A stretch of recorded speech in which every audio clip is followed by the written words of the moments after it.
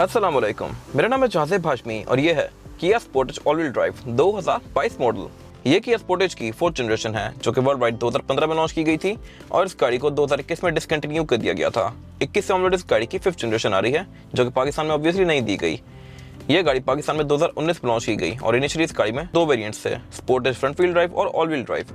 इस गाड़ी में फिर अल्फा वेरिएंट भी लॉन्च किया गया जो कि इसका छोटा वेरिएंट है। उसमें हेडलाइट्स, रिम्स वगैरह डिफरेंट आते हैं और उसमें ये पैनोरामिक रूफ भी नहीं आती। जिस गाड़ी का मैं रिव्यू कर रहा हूँ ये ऑल व्हील ड्राइव वर्जन है, यानी कि टॉप ऑफ लाइन।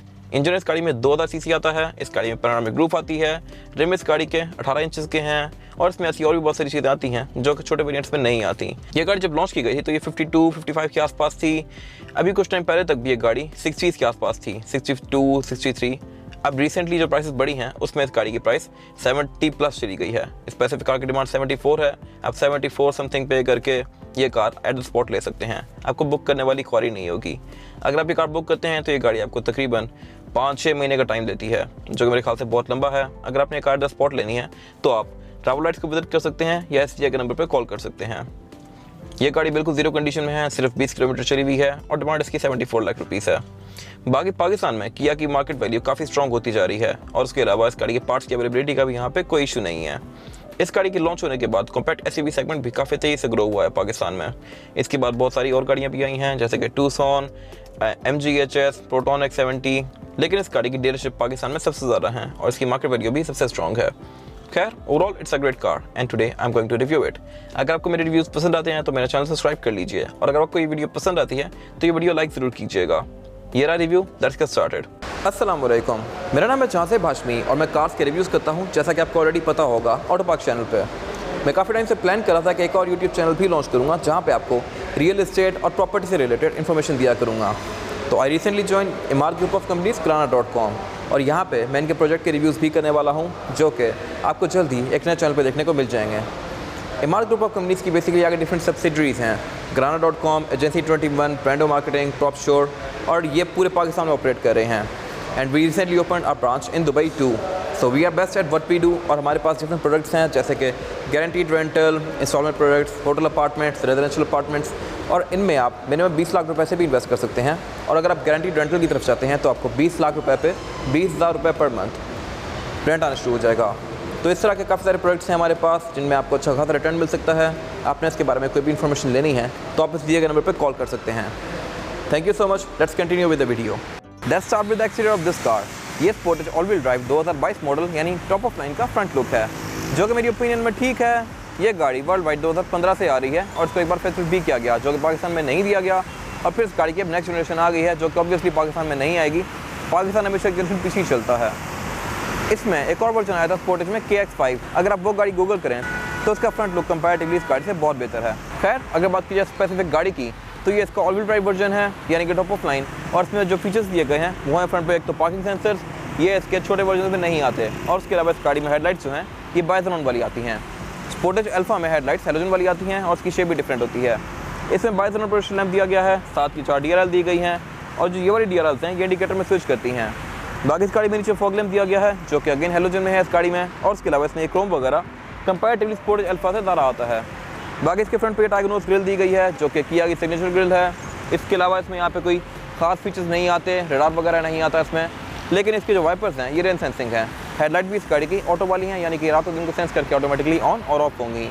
इसके अलावा यहाँ पे कुछ खास नहीं दिया गया। इसके बाद अगर बात की जाए इस गाड़ी की साइड प्रोफाइल की तो ये फ्रंट की तरह ही काफ़ी अनकन्वेंशनल सी है। किया इसको ऐसे जस्टिफाई करता है कि ये फाइटर जेट से इंस्पायर्ड है। आई डोंट नो हाउ, अगर आप गूगल करें तो उस पर ये लिखा था है कि ये डिज़ाइन इसका फाइटर जेट की कैरेक्टर लाइन से इंस्पायर्ड है। खैर, कैरेक्टर लाइन की बात की जाए तो यहाँ पे कोई खास नहीं आती। इसमें लाइट से कर्व्स दिए गए हैं और उसके अलावा इस गाड़ी के जो डोर हैंडल हैं ये पार्सल क्रोम में आते हैं। इस गाड़ी में ड्राइवर और पैसेंजर दोनों के पास ये स्मार्ट लॉक वाला फीचर दिया गया है। यहीं से आप इस गाड़ी को लॉक अनलॉक कर सकते हैं और इसके साइड में भी इसके साथ साथ फोल्ड और अनफोल्ड होते हैं लाइक दिस। इनमें ऑटो का फीचर आता है और इनमें बाकी ये इंडिकेटर दिया गया है LED में। इसके साइड मिरर में कोई कैमरास वगैरह नहीं आते। स्पोर्टेज के इंटरनेशनल वर्जन में ये चीज़ें आती हैं लेकिन यहाँ पे ऑफर नहीं की गई। बाकी ये साइड मिरर रिट्रैक्टेबल हैं, एडजस्टेबल हैं, इनमें ऑटो का फीचर आता है और इसमें इंडिकेटर दिया गया है। साइड मिरर से आगे फेंडर्स में इसके लेफ्ट राइट दोनों साइड्स पे AWD का बैच दिया गया है जो कि शो करवाता है कि ये इस गाड़ी का टॉप ऑफ लाइन वर्जन है। ये चीज़ फ्रंट व्हील ड्राइव या स्पोर्टेज अल्फा में नहीं आती। और उसके अलावा ऊपर इसमें रूफ रेल्स दी गई हैं जो कि इसके लुक में एक कॉम्पैक्ट SUV वाला टच ऐड करती हैं। बाकी इस गाड़ी में पैनोरामिक रूफ आती है और इसके रिम्स भी काफ़ी मैसिव हैं जिनके बारे में आगे बात करूँगा अभी। इसके रिम्स के आसपास ये एप्रन्स दिए गए हैं जो कि इसके लुक में एक अच्छा टच ऐड करते हैं। अगर बात की जाए इसके रेयर लुक की, तो फ्रंट की तरह ही रेयर लुक भी इसका अनकन्वेंशनल सा है। इसमें ये LED टेल लाइट्स दी गई हैं जो कि सिर्फ यहीं तक हैं, लेकिन इसके जो टेल लाइट की ये लुक है ये पूरी ट्रंक के अंदर कंटिन्यू करती है, जो कि इसको एक मॉडर्न सा लुक देती है। बाकी इस गाड़ी में बैक पे क्रोम वगैरह आता है। इसमें रेड फॉग भी आती है, एक लाइट राइट वाली रेड फॉग है और लेफ्ट वाली रिवर्स की लाइट है। और उसके अलावा इस गाड़ी की ट्रंक अनलॉक करने के लिए की फॉब एक बटन दिया गया है। ये क्योंकि इस गाड़ी का टॉप ऑफ लाइन वर्जन है यानी ऑल व्हील ड्राइव, तो इसकी ट्रंक ऑटोमेटिकली अनलॉक होती है लाइक दिस। और ये इस गाड़ी की ट्रंक कैपेसिटी जो ये काफ़ी स्पेशियस है।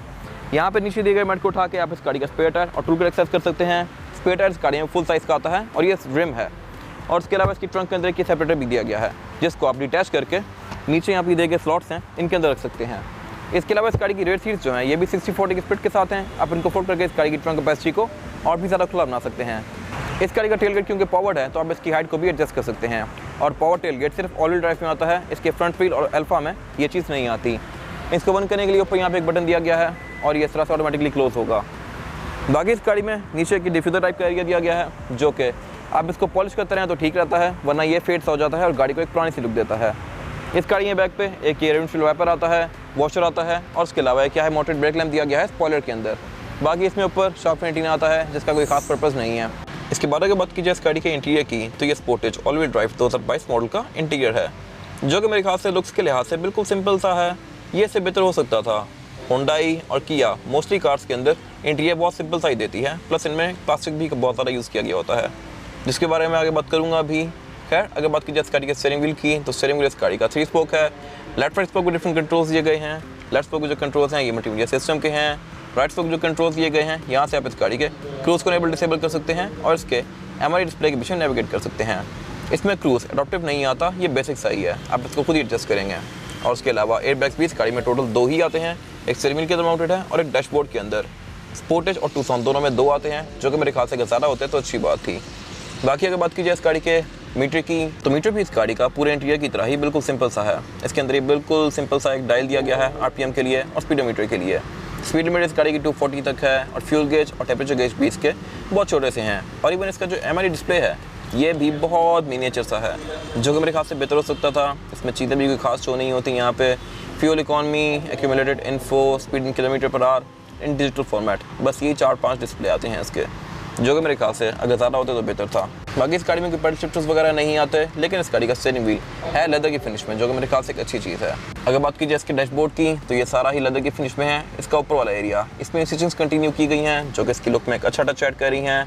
लेकिन इस गाड़ी में जो ये वाइट वाला एरिया है डैशबोर्ड का, ये सारा चीप प्लास्टिक है जो कि मेरे ख्याल से थोड़ा बेहतर हो सकता था। इस प्राइस पॉइंट पे बंदा मटेरियल थोड़ा अच्छा एक्सपेक्ट करता है। इसी तरह इसके डोर्स में जो एक ऊपर वाला एरिया है और ये वाला एरिया है ये लेदर की फिनिश में है, लेकिन इसके डोर के नीचे वाला सारा एरिया चीप प्लास्टिक है। और यहाँ पे एक और अजीब फैक्ट जो है वो ये है कि इसका ये वाला एरिया तो लेदर में है, लेकिन इसके रेड डोर्स का ये सारा एरिया चीप प्लास्टिक है। एयरवेंट्स गाड़ी में टोटल 6 आते हैं, 4 डैशबोर्ड में और 2 पैसेंजर्स के लिए। ये सारे एयरवेंट्स क्लोज किए जा सकते हैं। डैशबोर्ड के सेंटर में इसकी मल्टीमीडिया स्क्रीन दी गई है जो कि 7 इंचेस की है और इसमें बहुत सारे फीचर्स आते हैं जैसे कि एंड्रॉइड ऑटो, एप्पल कारप्ले जो कि वायर्ड हैं दोनों, और उसके अलावा इसमें नेविगेशन वगैरह भी आता है और इसका क्लाइमेट कंट्रोल भी आपको इसी के अंदर शो होता है यहाँ पे लाइक दिस। स्पोर्टेज का जो अल्फा वेरिएंट आता है उसमें स्क्रीन छोटी होती है, प्लस उसमें मीडिया का ऑप्शन भी नहीं आता। उसमें सिर्फ सॉन्ग वगैरह प्ले कर सकते हैं लेकिन उनकी वीडियो नहीं आती। इसमें बाकी वीडियो वगैरह भी शो होती है आपको। उससे नीचे यहाँ पे जो सारा एरिया है ये चीप प्लास्टिक का है और उससे नीचे इस गाड़ी के मल्टीमीडिया सिस्टम के कंट्रोल्स दिए गए हैं। यहाँ से आप फ़ोन, अटेंडिंग लाइन, ट्रैक आगे पीछे कर सकते हैं और एक फेवरेट ट्रैक सेलेक्ट कर सकते हैं। हेडलाइट बटन इस गाड़ी का ब्लिंक करता है और उसके अलावा उससे नीचे इस गाड़ी का क्लाइमेट कंट्रोल दिया गया है। क्लाइमेट कंट्रोल में भी इसके सारे बटन आते हैं। इसका डिस्प्ले जो है ये स्क्रीन के अंदर ही आता है। ये डुअल जोन है यानी कि ड्राइवर और पैसेंजर की मर्जी के लिहाज से इसके क्लाइमेट कंट्रोल को एडजस्ट कर सकते हैं। क्लाइमेट कंट्रोल से नीचे इसका एक USB इनपुट दिया गया है, 12 वोल्ट का पावर आउटलेट दिया गया है यहाँ पर और एक सर्किट लाइटर दिया गया है। नीचे यहाँ पे एक डॉट दी गई है जो कि वायरलेस चार्जर नहीं है। इंटरनेशनल कार्स के अंदर यहाँ पे वायरलेस चार्जर भी आता है बट इसमें नहीं दिया गया। उससे पीछे इस गाड़ी का गेट सिलेक्टर दिया गया है और इसमें जो गेट्स की सिलेक्शन है वो है P, R, N, D और प्लस माइनस। आप डी में करके इस गाड़ी को मैनुअली भी चला सकते हैं, लेकिन इस गाड़ी में पेडल शिफ्टर्स वगैरह नहीं आते। उससे पीछे यहाँ पे इस गाड़ी का ड्राइव मोड सिलेक्टर दिया गया है। इस गाड़ी में ड्राइव मोड टोटल 3 आते हैं, नॉर्मल, इको और स्पोर्ट। और उससे पीछे इसके डिफरेंशियल लॉकिंग कंट्रोल दिया गया है क्योंकि ये गाड़ी ऑल व्हील ड्राइव है। उससे पीछे डाउन एसेस कंट्रोल दिया गया है जो कि अगेन इसके छोटे वर्जन में नहीं आता। हैंड ब्रेक इस गाड़ी में इलेक्ट्रॉनिक आती है यानी electronic parking brake, auto hold आता है इसमें और इसके पार्किंग सेंसर को आप ऑन ऑफ कर सकते हैं। ऑल व्हील ड्राइव स्पोर्टेज में पार्किंग सेंसर्स फ्रंट और बैक दोनों पे आते हैं और इसका जो फ्रंट व्हील ड्राइव वर्जन होता है उसमें सिर्फ रेयर पे आते हैं और स्पोर्टेज अल्फा में ये आते ही नहीं है। और स्पोर्टेज अल्फा में इवन हैंड ब्रेक भी हाथ से खींच के आप लगाते हैं, मतलब मैनुअल होती है, इलेक्ट्रॉनिक नहीं होती। साथ 2 कप होल्डर्स दिए गए हैं, उससे पीछे एक ड्रॉर दी गई है और उससे पीछे इस गाड़ी का सेंटर कंसोल दिया गया है जो कि काफ़ी मैसिव है और लेदर की फिनिश में है। इसकी स्टोरेज कैपेसिटी भी काफ़ी स्पेशियस है, लेकिन यहाँ पे कोई चार्जिंग आउटलेट वगैरह नहीं आते। इसके बारे में बात कीजिए इसकी सीट्स की, तो स्पोर्टेज में ऑल व्हील ड्राइव वर्जन के अंदर सीट्स लेदर में आती हैं, जबकि इसका जो छोटा वेरिएंट है यानी फ्रंट व्हील ड्राइव और स्पोर्टेज अल्फा, उन दोनों में सीट्स फैब्रिक की फिनिश में आती हैं। इसी तरह इसके डोर्स में भी लेदर दिया गया है और इस गाड़ी में टोटल 6 स्पीकर्स आते हैं, 4 डोर्स में और 2 ट्वीटर्स। लेकिन इसके डैशबोर्ड और डोर्स में प्लास्टिक बोतल यूज़ किया गया है, जो कि मेरे ख्याल से अगर थोड़ा कम होता या मटेरियल्स प्रीमियम होते तो थोड़ा बेहतर था। इसका गल्फ कंपार्टमेंट भी सिंपल सा है, इसमें कोई कूल बॉक्स वगैरह नहीं आता, जैसे इसमें लाइट दी गई है। विंडोज के कंट्रोल ड्राइवर की राइट साइड पे दिए गए हैं। इस गाड़ी में सिर्फ ड्राइवर की विंडो सिंगल टैप वाली है, यानी कि आप इसको सिंगल टैप से फुली रोल डाउन या रोल अप कर सकते हैं। लेकिन ये फीचर भी स्पोर्टेज के फ्रंट व्हील और ऑल व्हील ड्राइव वर्जन में आता है, जबकि इस गाड़ी का जो अल्फा वेरिएंट है उसमें आप विंडोज को सिर्फ ऑटो डाउन कर सकते हैं, ऑटो अप नहीं कर सकते। बाकी ये लॉक अनलॉक दिए गए हैं, उससे आगे विंडोज लॉकर अनलॉकर और इसके साइड मिरर कंट्रोल्स दिए गए हैं। साइड मिरर इस गाड़ी में रिट्रैक्टेबल आते हैं, जिनको आप गाड़ी के अंदर बैठ के ही फोल्ड अनफोल्ड कर सकते हैं, लाइक दिस। उससे आगे इसके मीटर के इल्यूमिनेशन कंट्रोल्स दिए गए हैं और इसका ट्रंक रिलीज दिया गया है। Trunk all wheel drive version में ऑटोमेटिक आता है। वैनिटी मिरर इस गाड़ी में ड्राइवर और पैसेंजर दोनों के लिए आते हैं विद अ लाइट, जिसको आप हाथ से ऑन करेंगे। सिर्फ ये लाइट्स इसकी हैलोजन में है, बाकी इस गाड़ी की मोस्टली लाइट्स LED में है, बेशक वो हेडलाइट्स हों, टेल लाइट्स हों या इवन केबल लाइट्स हों। इसकी केबल लाइट्स वगैरह काफ़ी मज़े का इफेक्ट देती हैं और ये LED में है। सेंटर में इसके सनग्लास होल्डर दिया गया है और इसका जो रेयर व्यू मिरर है ये भी ऑटो डिमिंग वाला है, जो कि अगेन मेरे ख्याल से एक अच्छी चीज़ है। और उसके अलावा इसका जो ये विंडशील्ड का ऊपर वाला एरिया है ये थोड़ा सा ब्लू कलर में है, जो कि एज अ सनशेड का काम करता है। और क्योंकि इस गाड़ी का ऑल व्हील ड्राइव वर्जन है यानी टॉप ऑफ लाइन, तो इसमें पैनोरामिक रूफ भी दी गई है, जिसको आप यहाँ से ओपन कर सकते हैं लाइक दिस। और इसकी ओपनिंग भी काफ़ी वाइड है। ये चीज़ भी ऑल व्हील ड्राइव और फ्रंट व्हील ड्राइव में आती है, स्पोर्टेज अल्फा में नहीं आती। हेडलाइट्स इस गाड़ी की ऑटो के फीचर के साथ आती हैं, यानी कि ये रात और दिन को सेंस करके ऑटोमेटिकली ऑन या ऑफ होंगी। और इसमें फॉग भी फ्रंट और बैक दोनों पे आती हैं, तो ये भी मेरे ख्याल से एक अच्छी चीज़ है। इसी तरह इसके वाइपर भी रेन सेंसिंग है, यानी कि ये बारिश को सेंस करके ऑटोमेटिकली ऑन और ऑफ होंगे और इसकी स्पीड को भी कम या ज़्यादा करेंगे। स्पोर्टेज ऑल व्हील ड्राइव में जो सीट्स हैं ये इलेक्ट्रॉनिक आती हैं, यानी कि आप इनको बटन से आगे पीछे कर सकते हैं, ऊपर नीचे कर सकते हैं और इसमें लंबा सपोर्ट भी आता है। ये वाला फीचर फ्रंट व्हील ड्राइव में या स्पोर्टेज अल्फा में नहीं आता। इसके बारे में बात कीजिए इस गाड़ी में रेयर पैसेंजर्स के लिए सीटिंग कैपेसिटी की, तो रेयर पैसेंजर्स यहाँ पे 2 आसानी से बैठ सकते हैं। थर्ड पर्सन आना चाहे तो आ जाएगा, लेकिन ज़्यादा कंफर्टेबल नहीं होगा, क्योंकि ये गाड़ी बैक पे 2 लोगों के लिए डिज़ाइन की गई है। इसका जो फ्लोर बेड है ये फ्लैट नहीं आता, इसमें थोड़ा सा हम्प दिया गया है। इसका जो सेंटर वाला एरिया है थोड़ा सा आगे है, लेकिन यहाँ पे 3 हेडरेस्ट दिए गए हैं। खैर 2 लोगों के लिए यहाँ पे सीटिंग कैपेसिटी काफ़ी स्पेशियस है।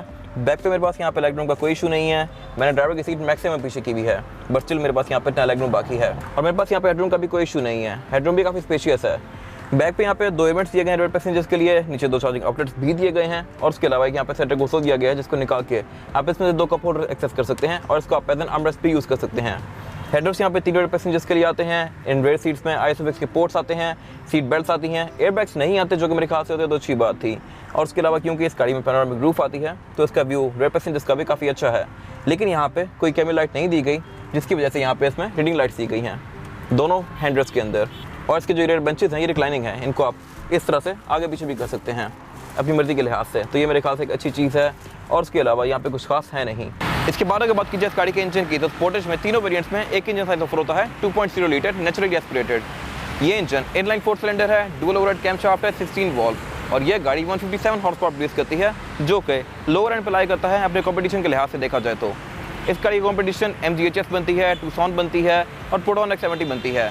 Proton X70 177 horse power produce करती है, MGHS 160 हॉर्स पावर प्रोड्यूस करती है, जबकि ये सिर्फ 157 प्रोड्यूस करती है। टूसॉन में और इस गाड़ी में इंजन सेम ही आता है, क्योंकि किया और हुंडई काइंड ऑफ एक ही कंपनी है। लैंट्रा में भी सेम यही इंजन आता है और ये इंजन परफॉर्मेंस के लिहाज से ठीक है, नॉट बैड। ये इस बॉडी साइज के लिहाज से काफ़ी सफिशिएंट है। अगर बात की जाए फ्यूल एवरेज की, तो ये गाड़ी आपको तकरीबन 10 से 12 तक की एवरेज दे सकती है विद इन पिंडी इस्लामाबाद या किसी बड़ी सिटी में। अगर आप इसको छोटी सिटी में चलाएंगे तो ये गाड़ी आपको तकरीबन 8-9 तक की एवरेज देगी। और क्योंकि ये गाड़ी ऑल व्हील ड्राइव है, तो ये इंजन 4 टायरों पर ट्रांसमिट करता है पावर को, जिसकी वजह से इसकी फ्यूल एफिशिएंसी कंपैरेटिवली सिर्फ फ्रंट व्हील ड्राइव से थोड़ी कम होती है। अगर आप फ्रंट व्हील ड्राइव लेंगे तो उसकी एवरेज इससे बेहतर होने वाली है। बाकी ट्रांसमिशन इस गाड़ी में 6 स्पीड ऑटोमेटिक आती है और उसके अलावा इस गाड़ी के बोनेट के अंदर इंसुलेशन भी दी गई है, जो कि अगेन मेरे ख्याल से एक अच्छी चीज़ है। लेकिन इस गाड़ी का बोनेट क्योंकि स्टैंड से ओपन होता है, तो मेरे ख्याल से ये बेहतर हो सकता था। यहाँ पे अगर हाइड्रोलिक आता तो अच्छी बात थी। इसके बाद अगर बात कीजिए इस गाड़ी के टायर साइज़ की, तो स्पोर्टेज जो टायर साइज़ आता है वो है 225, 55 और 18। इसमें 18 इंच का अलॉय व्हील दिया गया है जो कि डुअल कॉम्बिनेशन में है, ब्लैक और एल्यूमिनियम की फिनिश के साथ। और ये रिम कंपैरेटिवली स्पोर्टेज अल्फा से बड़ा है। स्पोर्टेज अल्फा में रिम 17 इंच का आता है, ये 18 इंच का है। और उसके अलावा इसमें जो टायर दिया गया है ये कुमो का है, जो कि कंपैरेटिवली और बहुत सारी लोकल गाड़ियों से बेहतर है। और उसके अलावा इस गाड़ी में ऑल व्हील डिस्क ब्रेक आती है, यानी फ्रंट और बैक चारों टायरों में डिस्क ब्रेक दी गई है, जो कि अगेन मेरे ख्याल से एक अच्छी चीज़ है। ये गाड़ी क्योंकि ऑल व्हील ड्राइव है तो इसमें डिफरेंशियल लॉकिंग भी आता है, ट्रैक्शन कंट्रोल भी आता है, लाउंज असिस्ट आता है। तो ये सारे फीचर्स मिलकर इस गाड़ी की ड्राइव को काफ़ी अच्छा बनाते हैं। व्हील्स के आसपास इसके ये एप्रन्स दिए गए हैं जो कि इसके लुक में एक कॉम्पैक्ट एसयूवी जैसा टच ऐड करते हैं। ये था आज का रिव्यू किया Sportage all wheel drive 2022 model का। अगर आपको ये रिव्यू पसंद आया है तो इस रिव्यू को लाइक कीजिए, मेरे चैनल को सब्सक्राइब कीजिए, और अगर आपके पास इस गाड़ी से रिलेटेड कोई भी राय है तो उसको कमेंट सेक्शन में जरूर शेयर कीजिएगा, ताकि वो लोग जो ये गाड़ी लेने वाले हैं वो आपकी राय से फ़ायदा उठा सकें। अपना ख्याल रखिएगा। Thank you.